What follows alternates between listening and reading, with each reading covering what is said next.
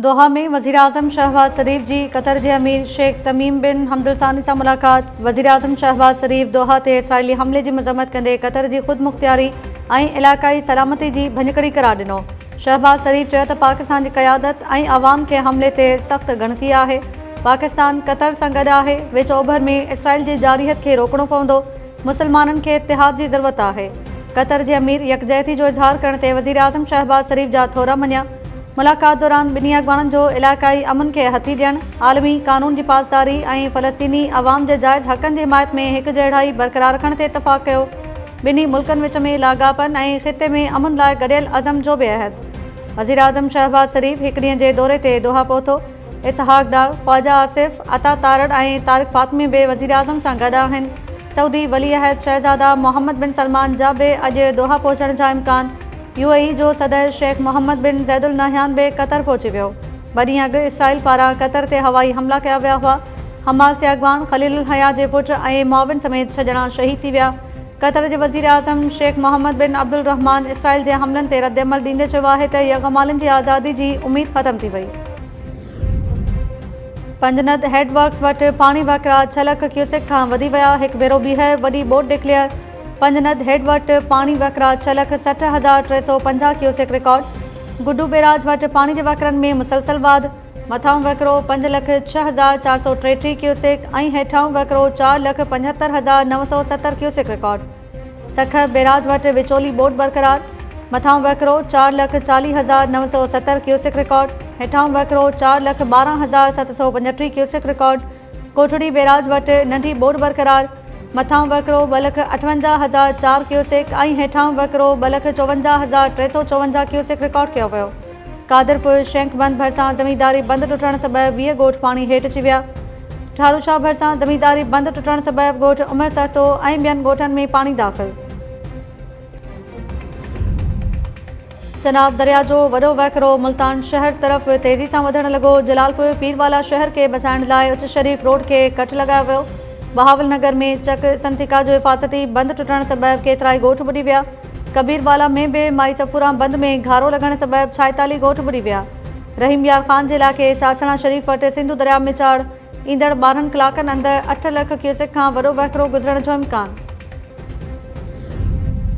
गुज़िरियल ॾींहुं घणा बरसाती ॾेडर बयान ॾियण निकिरी आया। जॾहिं वफ़ाक़ जो सायो मथनि हूंदो हो त वॾा एक्टिव हूंदा हुआ। लसानी बुनियादनि ते विर्छ पैदा करण की कोशिश कंदड़नि खे चवां थो त मुड़ी वञनि। वॾे वज़ीर मुराद अली शाह जूं मज़ार क़ाइद ते हाज़िरी बाद मीडिया सां ॻाल्हियूं। वॾे वज़ीर चयो त अल्ताफ़ हुसैन मलिक मुल्क में छा कंदो हो, हाणे संदसि छा हालत आहे। मसला ज़रूर आहिनि पर असां पंहिंजे कम मां मुतमइन आहियूं। वॾे वज़ीर चयो त सिंधु दरिया में पानी हिन वक़्तु पीक करे रहियो आहे। पहिरीं तरजीह माण्हुनि जी जान बचाइण आहे। माण्हू लियारी नदी अंदरि घर ठाहे वेठा आहिनि। जेकॾहिं उथारियूं था त इंसानी हक़नि जो मामिलो थी वञे थो।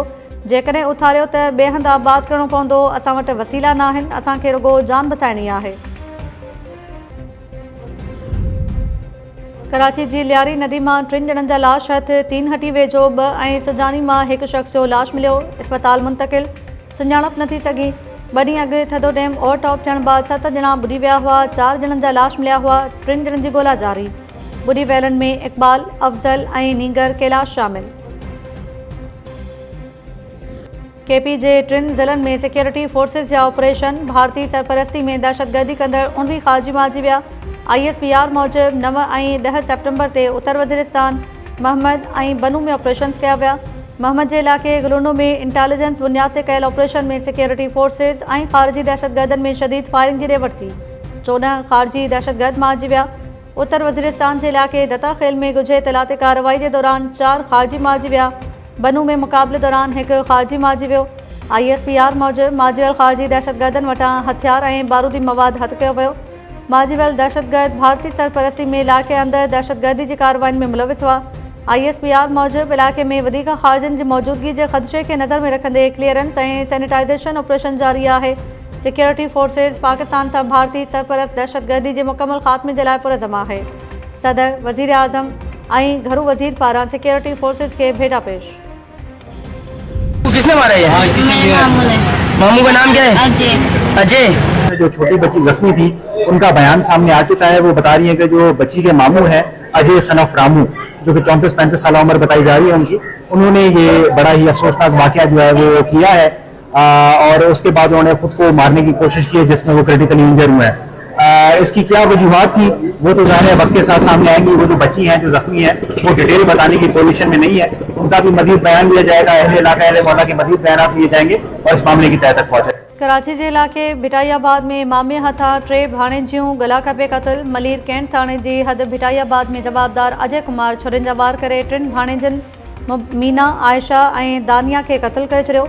हिकु नींगरी नंदनी ज़ख़्मी। जवाबदार अजय कुमार पारां पंहिंजो गलो कपे आपघात करण जी कोशिश। पुलिस जो चवणु आहे त ज़ख़्मी नींगरी नंदनी बयान ॾिनो आहे त संदन मामे अजय कुमार 3 भेनरुनि खे क़तल ऐं खे ज़ख़्मी कयो आहे। वधीक शाहिदियूं गॾु कयूं पियूं वञनि। सूबाई घर वज़ीर ज़ियाउल अंजार जो नोटिस। SSP मलीर खां रिपोर्ट तलब करे वरिती। ऐं भारतीय सुप्रीम कोर्ट एशिया कप में पाक भारत मैच रोकराइण जी दरख़्वास्त रद्द करे छॾी। भारतीय मीडिया रिपोर्ट्स मूजिब 4 हिंदू इंतिहा पसंदनि तरफ़ां UAE में एशिया कप जे दौरान 14 सेप्टेम्बर ते थियल पाक भारत मैच रोकण लाइ दरख़्वास्त दाख़िल कराई वई हुई। भारतीय सुप्रीम कोर्ट दरख़्वास्त ते जल्द ॿुधणी खां इनकार करे छॾियो। भारतीय सुप्रीम कोर्ट रिमार्क्स में चयो त कहिड़ी ॻाल्हि जी जल्दी आहे, हिकु मैच ई त आहे, मैच रोकण सां छा थींदो, मैच थियणु ॾिनी वञे।